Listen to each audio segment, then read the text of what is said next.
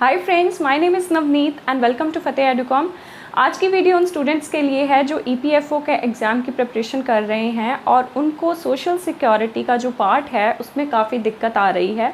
सो बहुत सारे स्टूडेंट्स ने मुझे रिक्वेस्ट की थी इसके रिगार्डिंग, तो इसलिए मैं ये स्पेशल वीडियो उन लोगों के लिए बना रही हूँ जिसमें मैं सारा सोशल सिक्योरिटी क्या होता है, ठीक है, सोशल असिस्टेंस क्या है, सोशल इंश्योरेंस क्या है, देन उसके बाद इंडस्ट्रियल रिलेशंस के बारे में हम बात करेंगे, इंडस्ट्रियल लेबर लॉज के बारे में बात करेंगे और साथ ही में हम जितने भी करंट अफेयर्स हैं रिलेटेड टू सोशल सिक्योरिटी और सोशल जस्टिस और लेबर, वो सारे के सारे करंट अफेयर्स भी हम इसमें कवर करेंगे। तो चलिए स्टार्ट करते हैं। तो सबसे पहले सोशल सिक्योरिटी की बात करते हैं। सोशल सिक्योरिटी क्या होता है? देखिए, social means that is related to society, right. और सिक्योरिटी क्या होता है? जब आप सोसाइटी में रहते हैं और अपने आप को सिक्योर फील करते हैं। तो अपने आप को सिक्योर कब फील करते हैं? जब आपके पास एक अच्छी जॉब होती है, रहने के लिए अच्छा घर होता है, खाने के लिए अच्छा खाना होता है, तब आप सिक्योर फील करते हैं। या फिर अपने आप को आप सोसाइटी में जब रहते हैं तो आप डिग्निफाइड महसूस करते हैं। वो क्यों करते हैं? बिकॉज आपके साथ पास वो सारी प्रिविलेजेस हैं जो एक इंसान के पास होनी चाहिए, ठीक है। तो सोशल सिक्योरिटी क्या होता है, इसकी डेफिनेशन अगर हम देखें तो social security is a programme of protection provided by society against the contingencies of modern life such as sickness, unemployment, old age, accidents, etc., against which an individual cannot be expected to protect himself and his family by his own ability. So social security में basically वो ऐसी contingency से जो है वो आपको prevent किया जाता है जिसके ऊपर आपका कंट्रोल नहीं होता है, एंड दूसरी बात कि आपके पास एबिलिटी नहीं होती है उन चीज़ों को मैनेज करने की। फॉर एग्जांपल, अगर आप बेरोज़गार हैं, ठीक है, बेरोज़गार हैं, तो इसके लिए आप कुछ नहीं कर सकते हैं। ज़्यादा से ज़्यादा क्या करेंगे? आप ट्राई करेंगे कि आपको एम्प्लॉयमेंट मिल जाए, लेकिन जब तक नहीं मिलती है तब तक आप सोशली सिक्योर नहीं हैं। तो इसके चलते जो है वो आपको एक सोशल सिक्योरिटी प्रोवाइड की जाएगी इन the form of universal basic income. वैसे भी कई स्टेट्स ऐसी हैं जो अपने जो अनएम्प्लॉयड यूथ होता है उनको कई तरह के जो भत्ते हैं वो देती हैं, ठीक है। जैसे पंजाब ने गवर्नमेंट ने भी अनाउंस किया था, बट मुझे लगता नहीं है कि दिया है। सो 2500 रुपया उन्होंने कहा था कि अनएम्प्लॉयमेंट जो भत्ता होता है, अलाउंस होता है, वो आपको दिया जाएगा। सो ये सब जो है वो सोशल सिक्योरिटी में आता है, जिसमें आप जो है आपको एक डिग्निफाइड लाइफ के लिए जो है वो सोसाइटी में रहने के लिए आपको एक लाइफ बनाया जाता है। आपको अगेंस्ट दी कंटिजेंसीज आपको एक प्रोटेक्शन दी जाती है, चाहे वो सिकनेस है, चाहे वो आपकी डिसेबिलिटी है, ठीक है, या फिर एक्सीडेंट हो गया है, तो इन केसेस में जो है वो आपको सोशल सिक्योरिटी प्रोवाइड की जाती है। सो इसके ऑब्जेक्टिव्स क्या होते हैं? To protect the poor and needy so that they have acceptable standard of life and to compensate and provide dignified life. देखिए, ये सिर्फ और सिर्फ सोशल सिक्योरिटी सिर्फ पुअर लोगों के लिए नहीं होती है, ये उन लोगों के लिए, हम जैसे आप जैसे मिडिल क्लास लोगों के लिए या नॉर्मल जो भी इंसान होते हैं उनके लिए भी होती है। लेकिन इसमें क्या है कि ये दो चीज़ें इंक्लूड करती है। एक जिसमें हम बिल्कुल पुअर कैटेगरी के लोगों को इंक्लूड करते हैं। फॉर एग्जांपल, अगर हम सोशल सिक्योरिटी की बात करें तो इसमें दो चीज़ें जो है वो इंक्लूड होती हैं। एक होता है सोशल असिस्टेंस और दूसरा होता है सोशल इंश्योरेंस। सो ये काफ़ी इम्पॉर्टेंट रहता है क्योंकि सोशल इंश्योरेंस जो होता है ये मैंडेटरी होता है, कंपलसरी होता है। लेकिन ये जो है ये गवर्नमेंट की एबिलिटी के ऊपर डिपेंड करता है, बिकॉज सोशल असिस्टेंस जो है ये गवर्नमेंट फाइनेंस करती है। ये लोकल गवर्नमेंट हो गई या सेंट्रल गवर्नमेंट हो गई या स्टेट गवर्नमेंट हो गई, तो वो असिस्टेंस जो है ये प्रोवाइड करती है गरीब लोगों को। जैसे कि जो हम टैक्स वगैरह पे करते हैं गवर्नमेंट को, तो टैक्स से जो भी रेवेन्यू आता है तो सरकार जो है इन लोगों के लिए कई तरीके की स्कीम्स जो है वो निकालती है, जैसे कि डायरेक्ट बेनिफिट ट्रांसफ़र करती है कुछ अमाउंट। जैसे अभी पीएम किसान योजना है ना, उसमें 6000 रुपया जो है वो किसानों के खाते में जाता है। तो ये सिर्फ़ और सिर्फ इस पे जो है वो सेंट्रल गवर्नमेंट या स्टेट गवर्नमेंट या लोकल गवर्नमेंट जो है इनको फाइनेंस करती है, ठीक है। लोगों को जो है वो उनकी रिक्वायरमेंट के हिसाब से, उनकी नीड के हिसाब से जो है वो असिस्टेंस प्रोवाइड किया जाता है। लेकिन सोशल इंश्योरेंस की, ये भी मैं आपको भी लिखवा दूंगी। सोशल इंश्योरेंस क्या होता है? सोशल इंश्योरेंस होता है कि आप गवर्नमेंट को कोई कंट्रीब्यूट कर रहे हैं, जैसे फॉर एग्जांपल प्रोविडेंट फंड में हम कुछ कंट्रीब्यूशन करते हैं, उसमें गवर्नमेंट भी अपना कंट्रीब्यूशन करती है, और फिर जब हम रिटायर होते हैं या हमें कोई एक्सीजेंसी होती है तो हम वो पैसा विड्रॉ करके अपनी ज़रूरत जो है वो पूरी करते हैं। तो ये जो है ये मैंडेटरी है, अगर हमने कंट्रीब्यूट किया है तो गवर्नमेंट को हमें हमारा कंपनसेशन देना ही पड़ेगा जब हमें रिक्वायरमेंट है। सो अब बात करेंगे हम इन दोनों की। मैं आपको डेफिनेशंस जो है वो लिखवा देती हूँ। तो बात करते हैं सबसे पहले सोशल असिस्टेंस की। सोशल असिस्टेंस जैसे कि मैंने आपको बताया कि गवर्नमेंट जो है वो आपकी रिक्वायरमेंट के हिसाब से, आपके नीड के हिसाब से आपको एक असिस्टेंस जो है वो प्रोवाइड करती है, ठीक है, और ये कंपलसरी नहीं होता है। सो अ सर्विस और scheme which provides benefits to persons of small means, that is very important, ठीक है। Persons of small means as of rights in amounts sufficient to meet the minimum standard of need, कि उनकी जो minimum, उनकी जो requirement है उसकी suitability को देखते हुए उनको एक जो है वो बेनिफिट प्रोवाइड किया जाता है, एक असिस्टेंस प्रोवाइड किया जाता है, and it is financed from taxation, ठीक है। टैक्सेशन क्या होता है? बेसिकली ये ट्रांसफ़र पेमेंट्स होती हैं रिच टू पुअर, ठीक है। रिच से जो है वो गवर्नमेंट के पास जाता है और गवर्नमेंट के पास in the form of schemes poor के पास जाता है। तो ये ट्रांसफ़र पेमेंट्स होती हैं एक तरीके की। So it is financed from taxation. अब इसके प्रिंसिपल्स क्या हैं? Whole cost of the programme is met by state, central and local government. देखिए दो तरीके की स्कीम्स होती हैं, आपने सुना होगा, सेंट्रल स्पॉन्सर्ड स्कीम्स, ठीक है, और दूसरी होती हैं सेंट्रल सेक्टर स्कीम्स, राइट। तो ये जो सेंट्रल सेक्टर स्कीम्स है ये काफ़ी बार क्वेश्चंस में भी आता है, ठीक है, एमसीक्यू बेसिस पे भी, कि जो डिफरेंट स्कीम्स हैं उनके बारे में पूछा जाता है कि ये सेंट्रली स्पॉन्सर्ड स्कीम है या सेंट्रल सेक्टर स्कीम है। तो उसमें आपको अगर पता हो कि इसमें क्या डिफरेंस है तो आपका आंसर जो है वो सही होता है। जैसे कि अगर हम सेंट्रल सेक्टर की बात करें तो सेंट्रल सेक्टर में गवर्नमेंट जो है वो 100% इसको जो है वो फाइनेंस करती है, उसमें कोई भी स्टेट का या लोकल गवर्नमेंट का कोई पार्टिसिपेशन नहीं रहता है। लेकिन अगर हम सेंट्रली स्पॉन्सर्ड स्कीम्स की बात करें तो इसमें जनरली जो रेशो रहता है वो दूसरी स्टेट्स के लिए 60-40 रहता है, मतलब कि 60 जो है वो सेंट्रल कंट्रीब्यूट करती है और 40 जो है वो स्टेट गवर्नमेंट कंट्रीब्यूट करती है। अगर हम हिली रीजन्स की बात करें तो उसमें 90-10 है, राइट। जैसे कि 90 जो है इसमें सेंट्रल गवर्नमेंट करती है स्पॉन्सर और 10 जो है वो स्टेट गवर्नमेंट स्पॉन्सर करती है। सो ये डिफरेंस होता है। तो it is met by central state, central and local government. Then उसके बाद सेकंड प्रिंसिपल है benefits are paid as per need, ठीक है, नीड के हिसाब से बेनिफिट्स जो है वो पे किए जाते हैं। Then third is in assessing the need of a person, the income from other sources are taken into account, but personal savings are disregarded. देखिए अगर हम यहाँ पे पीएम किसान की बात करें, किसान सम्मान निधि जो स्कीम है, तो इसमें आपको पता है गवर्नमेंट ने पहले जो कंडीशन रखी हुई थी कि 2 एकर्स तक जिनकी लैंड है उनको 6000 का जो है एनुअल पेमेंट किया जाएगा, जो डीबीटी की फॉर्म में है ना, 2000 करके।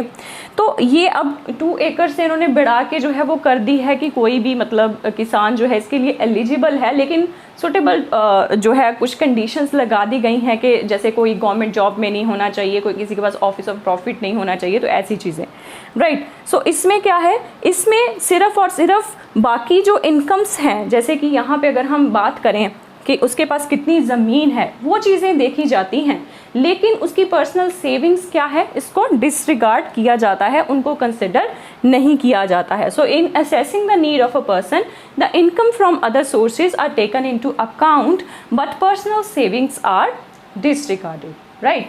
सो अब बात करते हैं हम सोशल इंश्योरेंस की।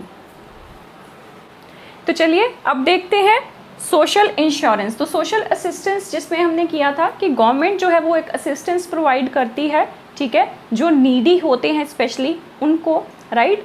जैसे कि हमने एग्जांपल ली पीएम किसान योजना की, या फिर अभी प्रधानमंत्री गरीब कल्याण योजना है, उसमें भी सोशल असिस्टेंस प्रोवाइड किया जाता है।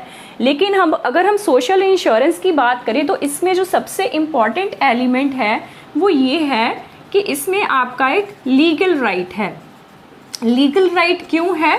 क्योंकि इसका जो कंट्रीब्यूशन है वो कंपल्सरी है, ठीक है। सो ये एक लीगल राइट बनता है, ये एक बहुत इंपॉर्टेंट एलिमेंट है सोशल इंश्योरेंस का।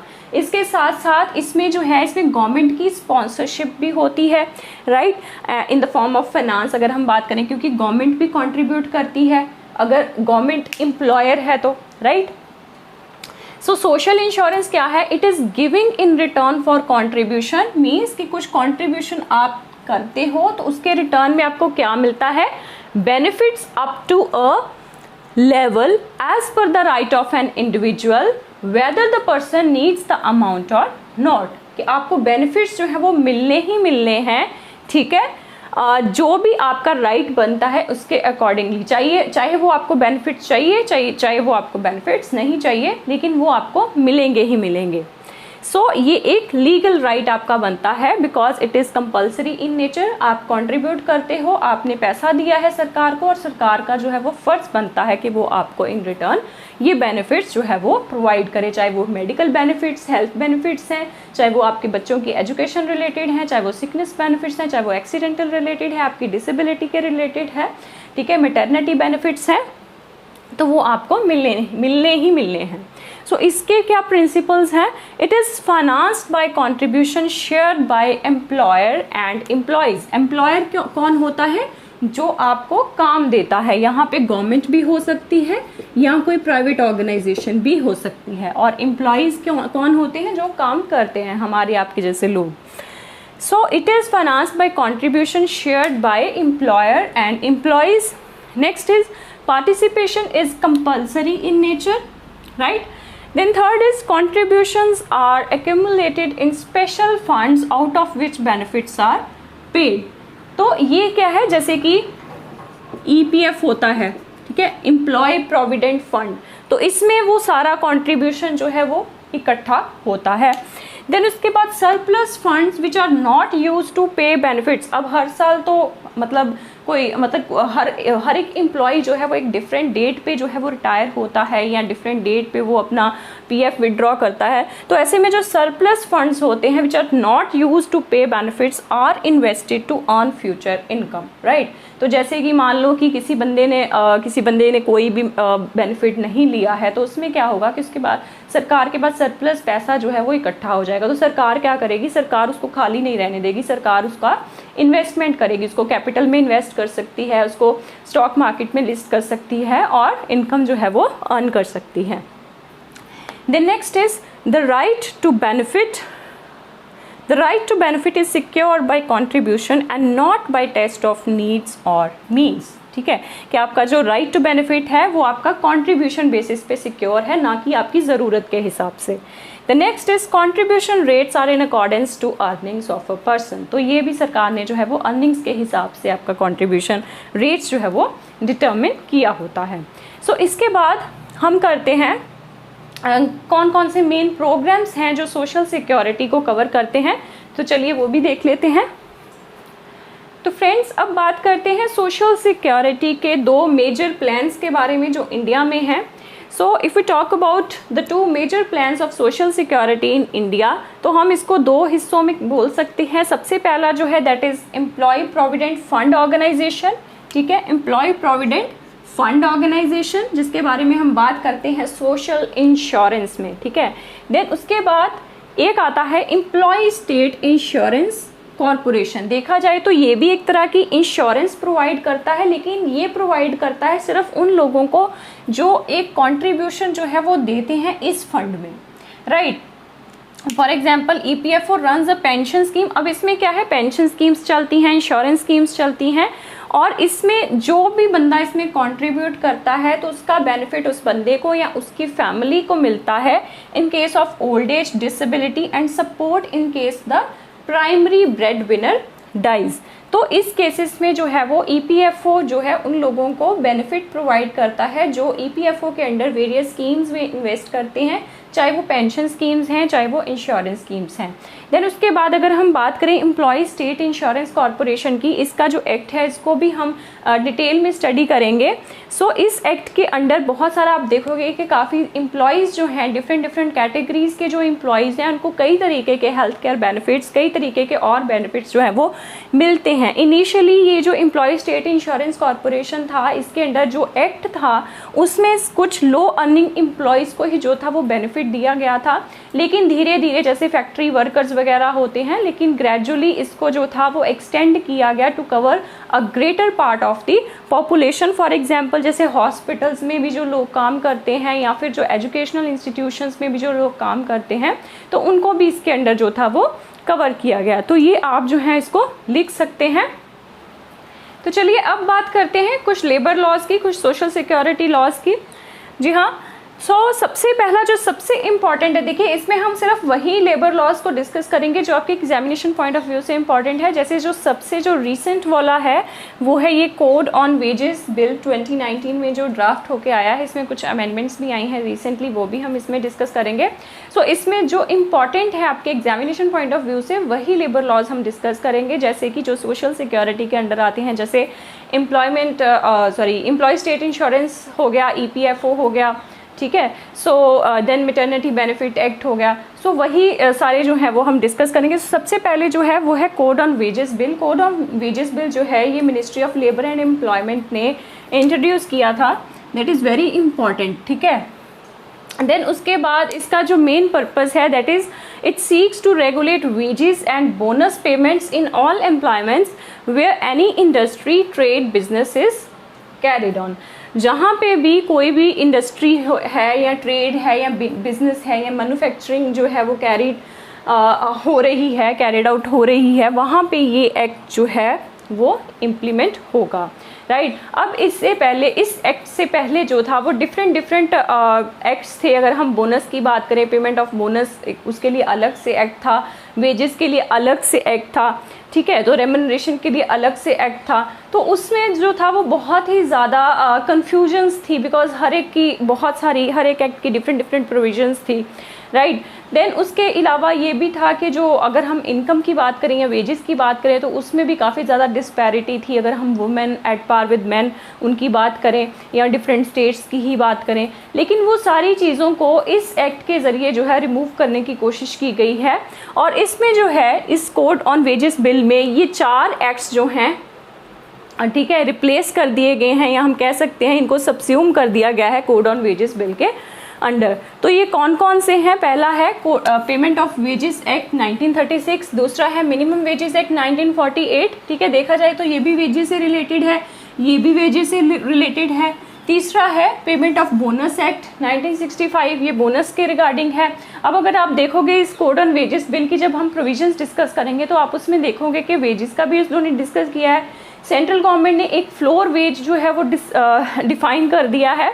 जैसे अगर हम बात करें एमएसपी की, है ना, एमएसपी होता है मिनिमम सपोर्ट प्राइस। जो अगर हम एग्रीकल्चर की बात करें तो उसमें भी यही है, गवर्नमेंट जो है वो डिसाइड करती है, सीएसीपी जो है रिकमेंड करता है एमएसपी, और उसके बिलो जो है वो फार्मर्स को फसल जो है उनकी नहीं उठाई जाती है, एटलीस्ट उनको एमएसपी तक का रेट जो है वो दिया ही जाता है। तो वैसे ही इस एक्ट के जरिए एक फ्लोर वेज जो है वो सेंट्रल गवर्नमेंट डिफाइन करेगी, जिसके बिलो जो वेजेस हैं वो नहीं दी जाएंगी। उससे अबव हो सकती हैं लेकिन उससे बिलो नहीं हो सकती हैं, राइट। देन उसके बाद fourth one is equal remuneration act. तो इनको जो है वो रिप्लेस कर दिया गया है और हम कह सकते हैं कि इनको सबस्यूम कर दिया गया है कोड ऑन वेजेस बिल 2019 के अंडर। अब इसकी कवरेज क्या है? The code will apply to all employees, ठीक है, सारे एम्प्लॉयज़ को जो है ये अप्लाई होगा। लेकिन इसमें कुछ सर्टेन एम्प्लॉयमेंट्स हैं जहाँ पे सेंट्रल गवर्नमेंट जो है वो अथॉरिटी रहेगी, ठीक है, उसमें कोई भी डिसीजन लेना होगा। कुछ में जो है वो स्टेट गवर्नमेंट्स ले सकती है। So central government will make wage related decisions for employment such as railways, mines, oil fields amongst other, ठीक है। एंड इसके अलावा स्टेट गवर्नमेंट जो है it can make decisions for all other employments, right. Then उसके बाद wages की बात करें तो वेजेस में क्या क्या आता है, वेजेस में सैलरी आती है, अलाउंसेस जैसे डियरनेस अलाउंस हो गया, हाउस रेंट अलाउंस हो गया, ठीक है, वो चीज़ें आ जाती हैं, और any other component expressed in monetary terms में कोई भी कंपोनेंट अगर इसमें एक्सप्रेस होता है तो वो वेजेस में आता है, लेकिन इसमें जो है वो बोनस नहीं आएगा, ठीक है, बोनस जो है वो वेजेस में नहीं आएगा, और टू एम्प्लॉयज़ और एनी ट्रैवलिंग अलाउंस, कोई ट्रैवलिंग अलाउंस हो गया वो भी नहीं आएगा, right. So wages include salary allowances और any other components expressed in monetary terms, this does not include bonus payable to employees और any travelling allowance among others, right. So इसके बाद और प्रोविजंस देख लेते हैं। तो अब बात करते हैं फ्लोर वेज की। तो जैसे कि मैंने आपको बताया था कि फ्लोर वेज जैसे कि एमएसपी के केस में है कि उससे जो है वो कम नहीं होनी चाहिए जो भी कॉस्ट होती है, तो वैसे ही इसके केस में भी है, फ्लोर वेज से जो है वो कम नहीं होना चाहिए मिनिमम वेज, ठीक है, उससे ऊपर ही होना चाहिए, और वो फ्लोर वेज जो है वो सेंट्रल गवर्नमेंट डिसाइड करेगी, और सेंट्रल गवर्नमेंट उसमें जो है वो सेंट्रल एडवाइजरी बोर्ड के साथ कंसल्ट कर सकती है, ठीक है, या स्टेट गवर्नमेंट्स के साथ कंसल्ट कर सकती है, और सेंट्रल एडवाइजरी बोर्ड के बारे में भी हम पढ़ेंगे, वो भी इम्पॉर्टेंट है। So floor wage, central government will fix a floor wage taking into account the living standards of workers, ठीक है, तो इन चीज़ों को कि उनके क्या लिविंग स्टैंडर्ड्स हैं उसके हिसाब से जो है फ्लोर वेज फिक्स किया जाएगा by the central government, that is very important. Then further it may set different floor wages for different geographical areas, ठीक है, मतलब क्यों है डिफरेंट, क्योंकि ये सेट किया जाएगा according to the living standards of people, right. So इसके चलते जो है ये डिफरेंट जियोग्राफिकल एरियाज में डिफरेंट भी हो सकता है। Then before fixing the floor wage the central government में obtain the advice of central advisory board, ये भी हम पढ़ेंगे, ये इम्पॉर्टेंट है, ठीक है, कि इसके कौन कौन मेंबर्स होते हैं, and may consult state governments. Then the minimum wages decided by central और state governments must be higher than the floor wage, जैसे कि मैंने आपको बताया कि जो भी वो मिनिमम वेज सेट करेंगे, चाहे सेंट्रल गवर्नमेंट करती है या स्टेट गवर्नमेंट करती है, वो फ्लोर वेज से हायर ही होना चाहिए। Then in case the existing minimum wages, ये भी इम्पॉर्टेंट है, अगर जो एग्जिस्टिंग जो ऑलरेडी जो मिनिमम वेजेस सेंट्रल गवर्नमेंट या स्टेट गवर्नमेंट प्रोवाइड कर रही है, अगर वो फ्लोर वेज से और हायर है, ऑलरेडी हायर है, तो उसको जो है वो रिड्यूस नहीं किया जाएगा, ठीक है, वो उतना ही रहेगा। They can not reduce the minimum wages, बढ़ा सकते हैं उससे भी, लेकिन उसको कम नहीं करेंगे बिकॉज वो ऑलरेडी ही फ्लोर वेज से ज़्यादा है। इसके बाद और प्रोविजंस देखते हैं। सो अब बात करते हैं नेक्स्ट प्रोविजन की, ये है फिक्सिंग द मिनिमम वेज। इसमें लिखा गया है कि इसमें जो एम्प्लॉयर होगा वो मिनिमम वेज जितनी होगी उससे बिलो जो वेजेस हैं वो नहीं देगा, ठीक है, अपने एम्प्लॉयज़ को, मतलब मिनिमम वेज जितनी फिक्स की है गवर्नमेंट ने उतनी तो उसको देनी ही होगी, उससे हायर दे सकता है, उससे कम नहीं दे सकता है। So the code prohibits employers from paying wages less than the minimum wages. Next is minimum wages will be notified by the central or state government. This will be based on time और number of pieces produced, मतलब कि कितने घंटे कोई employ जो है वो काम कर रहा है या फिर कितनी उसकी प्रोड्यूस है, कितना प्रोडक्शन वो कर रहा है। यानी कि मान लो अगर कोई फर्नीचर का बिजनेस कर रहा है तो उसमें जो एक वर्कर है वो एक दिन में कितनी चेयर्स जो है वो बनाता है, तो उसको चेयर्स कितनी वो बना रहा है उसके बेसिस पे उसको अगर वेजेस मिलते हैं, ठीक है, तो उसके बेसिस पे उसको जो है वो ये डिफाइन किया जाएगा, ये नोटिफाई किया जाएगा minimum wage, right, on the basis of time और number of pieces produced. Next is कि मिनिमम वेजेस जो हैं ये रिवाइज की जाएंगी within a span of 5 year period, मतलब कि 5 साल तक जो है इसको 5 साल के बाद फिर से इसको रिवाइज किया जाएगा। 5 साल के से ज़्यादा का समय जो है वो नहीं लगना चाहिए, ठीक है। देन उसके बाद the last is while fixing the minimum wages the central or state government may take into account factors such as skill of workers and difficulty of work। तो ये भी कुछ फैक्टर्स हैं जो स्टेट गवर्नमेंट या central government अपने दिमाग में रख सकती है while fixing the minimum wages। Next देखते हैं, नेक्स्ट प्रोविजंस देखते हैं। सो इसमें सबसे पहला है ओवर टाइम। देखिए सेंट्रल गवर्नमेंट या स्टेट गवर्नमेंट जो है वो नॉर्मल वर्किंग आवर्स फिक्स कर सकती है। अगर हम इनिशियल ड्राफ्ट की बात करें तो इनिशियल ड्राफ्ट में जो सेंट्रल गवर्नमेंट ने वर्किंग आवर्स फिक्स किए थे वो 9 आवर्स किए थे, ठीक है, 9 आवर्स। लेकिन हाल ही में रिसेंटली अभी आई थिंक अगस्त की ही बात है, जो नंबर ऑफ वर्किंग आवर्स हैं ये रिड्यूस कर दिए गए हैं 8 आवर्स, ठीक है। नॉर्मल वर्किंग आवर्स जो हैं वो 8 आवर्स कर दिए गए थे। इनिशियली इस ड्राफ्ट में 9 आवर्स थे, अब 8 आवर्स कर दिए गए हैं।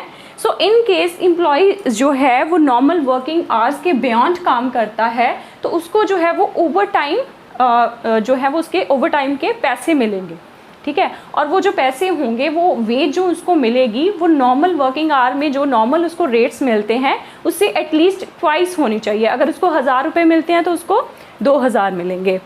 सो सेंट्रल और स्टेट गवर्नमेंट में fix the number of hours that constitute a normal working hour, ठीक है। करंटली अब कितने हैं कर दिए हैं इन्होंने 8 hours. In case of employees working in excess of a normal working day they will be entitled to over time wage which must be at least twice the normal working rate of wages, right. अब बात करते हैं payment of wages. Payment of wages में इसमें बात की गई है मोड ऑफ पेमेंट, ठीक है। तो मोड ऑफ पेमेंट क्या है, कॉइन्स में कर सकते हैं, करेंसी नोट्स में कर सकते हैं, बाय चेक कर सकते हैं, by crediting to the bank account और थ्रू इलेक्ट्रॉनिक मोड। देन उसके बाद एम्प्लॉयर जो है वो वेज पीरियड फिक्स कर सकता है, ठीक है। पर्टिकुलर कि वो मंथली बेसिस पे देना चाहता है या वो 14 डेज बेसिस पे देना चाहता है या वीकली बेसिस पे देना चाहता है या डेली बेसिस पे देना चाहता है। So the wage period will be fix by the employer as either daily, weekly, fortnightly और मंथली बेसिस। अब बात करते हैं डिडक्शंस की। डिडक्शंस क्या है कि एम्प्लॉयर जो है वो एम्प्लॉय के वेजेस में से कुछ पैसे जो है वो डिडक्ट कर सकते हैं और वो डिडक्ट किन ग्राउंड्स के ऊपर कर सकते हैं। नंबर 1 इज फाइन, कोई फाइन लगा दिया गया है या absence from duty. Third number is accommodation given by the employer, अगर उसको एम्प्लॉयर ने कोई रहने के लिए जगह दी है उसके भी पैसे कट सकते हैं। Then recovery of advances from the employer और गिवन टू द एम्प्लॉय, एक ही बात है, ठीक है। कि अगर एम्प्लॉय ने पहले से ही कोई एडवांसेस लिए हैं तो उसका वो हिस्सा जो है वो उसकी वेजेस से काट दिया जाएगा। लेकिन इन एनी केस जो डिडक्शन है वो एम्प्लॉय की सैलरी से 50% एक्सीड नहीं करना चाहिए। यानी कि अगर किसी की सैलरी 10,000 है तो डिडक्शंस जो है वो 5,000 से ऊपर नहीं होनी चाहिए, राइट। तो चलिए अब बात करते हैं नेक्स्ट प्रोविजन की, that is determination of bonus. जैसे हमने स्टार्टिंग में किया कि 4 लॉज जो है उनको सबस्यूम कर दिया गया, जिसमें से एक पेमेंट ऑफ वेजेस था, एक इक्वल रेम्यूनरेशन था, जिसमें एक पेमेंट ऑफ बोनस एक्ट भी था। तो ऐसे में कोड ऑन वेजेस बिल में सारी चीज़ों को सबस्यूम कर दिया गया। हमने ऑलमोस्ट सारी ही चीज़ें इसमें पढ़ी हैं, ठीक है। तो ऐसे में डिटर्मिनेशन ऑफ बोनस भी है इसमें।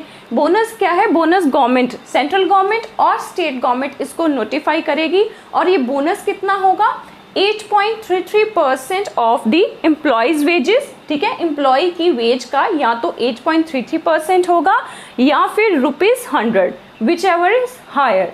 इसके अलावा जो एम्प्लॉयर है वो अपने ग्रॉस प्रॉफिट्स में से जो है वो एम्प्लॉय को कंट्रीब्यूट करेगा एज अ बोनस, ठीक है। एंड इसके अलावा जो भी वो उसको कंट्रीब्यूट करेगा वो उसके जो भी वेजेस हैं जो एम्प्लॉयर से वेजेस रिसीव कर रहा है उसके प्रोपोर्शनेट ही होंगी, ठीक है, ज़्यादा कम नहीं होगी। And in any case 20% maximum उसकी जो वेज का 20% बनता है उतना मैक्सिमम वेज जो है बोनस जो है वो पे होगा। मान लो किसी एम्प्लॉय की सैलरी जो है वो 20,000 है तो उसका 20% कितना आ गया, 4,000, ठीक है। तो मैक्सिमम उसको बोनस कितना मिलेगा, 4,000, ठीक है। देन उसके बाद बात करते हैं नेक्स्ट प्रोविजन की, दैट इज जेंडर डिस्क्रिमिनेशन। इसमें ये बताया गया है कि अगर हम वेजेस की बात करें चाहे हम रिक्रूटमेंट की बात करें, जब हम वेजेस देने की बात करते हैं तो उसमें भी हमें लड़के और लड़की के बीच में भेदभाव नहीं करना है। और या फिर अगर हम रिक्रूटमेंट की भी बात करते हैं तो उसमें भी हमें उसके बीच में कोई भी भेदभाव नहीं करना है। वेजेस जो है वो सेम ही रहेंगी अगर वो similar work of similar nature का जो है वो परफॉर्म कर रहे हैं, चाहे वो लड़का है चाहे वो लड़की है।